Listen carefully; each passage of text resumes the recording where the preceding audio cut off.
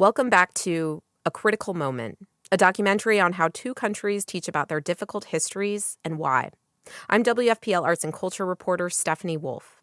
And I'm education reporter Jess Clark. Conservative politicians in the United States say they're worried that lessons about systemic racism are indoctrinating kids and making them feel bad. Here in Kentucky, they want to pass legislation that would keep those conversations out of schools. To see how these lessons actually play out in the classroom, let's check back in with Kumar Rashad. He's the teacher who came to the forum you heard earlier. He teaches a class called Developing Black Historical Consciousness. It's a new elective available in several Jefferson County public high schools, and many worry this class could run afoul of the bill's meant to limit discussions on race if they're passed. Y'all doing all right? Good? Okay. We met Rashad in his classroom at Breckenridge Metropolitan High School in Louisville.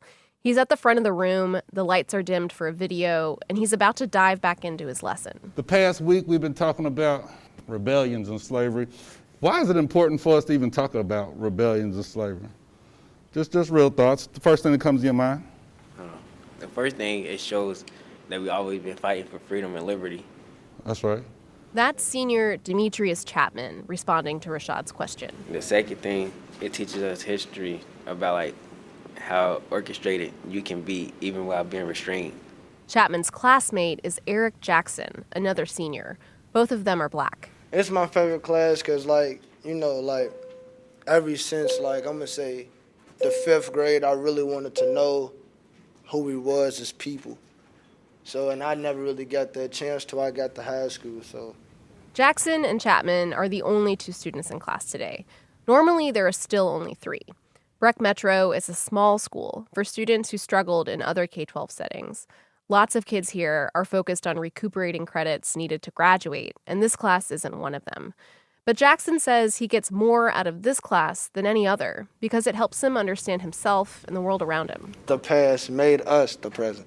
And his classmate, Chapman, says that includes all the past, including traumatic parts. You can't just learn about all the good things without knowing the bad in between. A couple weeks before this class, Chapman and Jackson heard about the proposed legislation on race in the classroom, and they had questions for their teacher. Some of those questions are still written on the whiteboard. And you see that last part, is Mrs. Rashad going to be arrested for teaching black histories if BR 60 and BR 69 are implemented? BR 60 and BR 69 are the bills targeting classroom discussions on race. Rashad wouldn't be arrested under either if they become law, but he could lose his job. What would actually put his class in violation? It's unclear. The language in the bill is vague. Here are some things teachers couldn't discuss. I'm paraphrasing. The idea that a person's race makes them inherently racist or oppressive. The idea that someone holds responsibility for things their ancestors did, or that other members of the same race did in the past. Like, for example, white students can't be taught to feel responsible for slavery. Teachers also couldn't discuss the idea that one race is inherently superior or inferior to another. None of the teachers I spoke with say they're teaching any of these ideas, but they worry that because the language is so vague, the bills could prevent them from talking at all about systemic racism or even major moments in American history. As one teacher put it, all it takes is one parent to say you made their kid feel guilty about slavery, and you could lose your job. I brought these concerns to the co-sponsors of one of the bills. Okay, representatives, are you there? We are. Yeah, hold on just a second. We're also going to record. Okay. That's Nicholasville Republican Matt Lockett. I told him that what I'm hearing from teachers is that they're not trying to teach that one race is inferior or superior, but that systemic racism exists. And that the way society is constructed, certain groups of people are disadvantaged. And so it's not necessarily that people are inherently inferior. It's that some people have disadvantages because of the way society is set up. Let me ask you this. If you consistently tell someone that they are disadvantaged, what do you think they are going to believe about themselves? They're going to believe that they're disadvantaged. If you consistently tell someone because of their skin color that they are disadvantaged, that's what they're going to believe. How about we teach history, exactly what was in American history, and then teach our students that because we went through that, we are a different nation today. And no matter what your skin color is, you can be whatever you want to be. But it's not that simple. There are systems that keep down people of color, especially Black people. Decades of research show things like redlining, school segregation, mass incarceration, and other racially discriminatory practices continue to harm Black people in America. And Louisville teacher Kumar Rashad says all kids, but especially Black kids and other kids of color, benefit from understanding that. I've had students who've actually come to me after they graduated and tell me about their frustration with the system. I've had one specifically say, Mr. Rashad, I'm so upset that I did not realize that I was in my current position by design. You know, had I understood that, I might have fought a little bit harder and paid a little more attention to some of my other schools. But now that I'm really learning this history, I understand that this stuff is by design and I'm not going to be played by somebody. It's these kinds of moments that could be lost if Lockett's bill becomes law. Here's Stephanie Wolf. It's not just Black history electives that are at risk. This legislation would touch any class in Kentucky's public schools, from English to art to civics to U.S. history. A warning to listeners, the next section includes graphic descriptions of lynching. So we've talked about the Reconstruction era a lot. Maria Tabb teaches an 11th grade U.S. history class at Male High School in Louisville. We've talked about the Jim Crow laws, and we've talked about segregation, and how Plessy versus Ferguson legalized racism, right? It decided that you're allowed to distinguish between the races and decide that people are different. Tabb, who is white, is talking about the white backlash to the Reconstruction era, and how even though enslaved people had been freed, racism was still deeply ingrained in society. The students' desks are arranged into groups. They're taking the lesson seriously, but they're also just being teenagers. They joke around, make fun of each other's handwriting, and talk over each other. Tabb has them look at an anti-lynching bill. It was first introduced about a century ago and still hasn't passed Congress.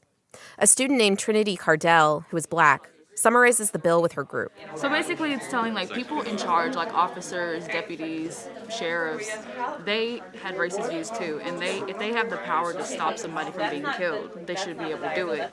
Some students are still struggling to understand what lynching is, that it's not just a public hanging. It's an extrajudicial execution white Americans have used to terrorize Black people. Cardell's white classmate, Destiny McCarty, has a lot of questions. Why would you lynch somebody, though? It's hateful. Why would you go through all that trouble? Remember we talked about power? Tabb jumps in to help. Remember we talked about power and, this fear that they're going to lose their power they have if they have to share it? To help them really understand, Tabb goes to the front of the room and projects a photo onto the whiteboard. It's in black and white. In the foreground, a white mob is gathered at the base of a tree. You guys, what do you see in the back of this photograph? Oh my God! Are those feet? They are feet.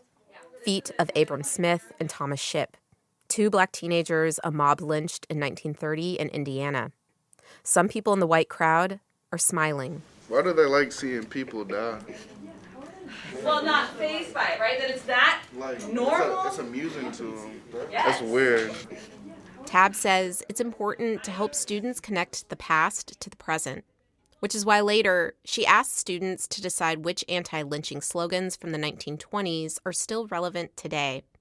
Heaven Patterson, who is Black, chooses the slogan, "Thou shalt not kill," and points to the police killings of Breonna Taylor here in Louisville and George Floyd in Minneapolis. Thou shalt not kill means, don't kill me just because I'm Black. Tabb, her teacher, has seen how easily teaching a more accurate picture of American history can rile some white students. In her civics class recently, she got a complaint after she told students that Christopher Columbus is not considered a hero by everyone, and explained that he enslaved, raped, and killed many indigenous people. Tabb says these Kentucky bills make her nervous. She wants to stay in the classroom. If I want to keep having an influence, I will have to adapt. I can find ways where those stories can be integrated. I want to remain here. I want to be part of the story. Heaven Patterson, however, doesn't want to see teachers back down from talking about race. If lawmakers make it to where we can't talk about it, I think it still should be talked about it, whether it's a law or not. Of all places, Patterson says, the classroom is where we should be talking about racism. The leader of Germany's largest teacher association agrees. Heinz-Peter Meidinger says schools are extremely important for a country's future. It's not just about conveying knowledge, he says. School's the only place in society where all social classes, all kinds of people come together. In fact, schools may be the last institution that can create community and therefore has a great responsibility. Here's Jess Clark. Nicole Hannah-Jones, the creator of the 1619 Project, says it's tough to compare how the U.S. and Germany handle their painful history, but it's also revealing. The difference is Germany wasn't founded on Nazism. You can get rid of every single Nazi name and Nazi statue and have hundreds of years of Germanic history to be proud of. If you were to try to do that in the United States, you would have to get rid of the majority of our first presidents. You would have to get rid of the people who wrote the Declaration of Independence and the Constitution and the Bill of Rights. You would have to really fundamentally erase the majority of our history because slavery is one of the oldest institutions in America. She says, like it or not, slavery is foundational to the history of the United States, as is the genocide of Native people. Germany's treatment of the Holocaust in schools shouldn't be put on a pedestal. Many of the people I spoke with said the country's reckoning with its past was a slow process, too slow, and is an ongoing one. They're still memorializing more victims of the Holocaust, including Black people who the Nazis killed. Meanwhile, American classrooms are at a crossroads. Some teachers are starting to tell a fuller history. Others have been for a long time, but the collective momentum feels new and fragile. At least 9 states have signed so-called anti-critical race theory bills into law. Another 5 have other state-level action around the issue, and even more have legislation in the works, including Kentucky, where bills were recently introduced in the state house. But Breckenridge Metro High School teacher Kumar Rashad says that won't stop him. I'm not changing anything. The whole history of my peoples has been having to try to defend our own history and to validate ourselves in a country that has used us to the extreme maximum but given us no credit and no pay. It has to stop somewhere. He says for his students especially, the stakes are too high. It's literally life or death with these students. It's literally. It may seem like a stretch to some people that a class on Black history could save lives. But as Rashad explains, this class is the reason some students come to school at all. He says they're safer here than they are outside school walls. In the last 2 years, at least 8 Breck Metro students have been killed by gun violence. That's why Rashad says he'll never allow his lessons to be censored. And I'm willing to put my life and career on the line for that. So nothing changes. I might even go harder, actually. A Critical Moment was reported by Jess Clark and me, Stephanie Wolf, for WFPL News.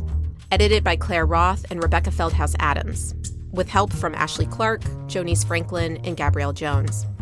Produced by Laura Ellis. Special thanks to Rylan Barton, Ryan Van Velzer, Ashley Rose, and Kiana Dell. Music by Blue Dot Sessions.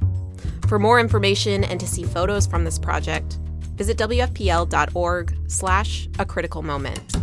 From LPM, Louisville Public Media.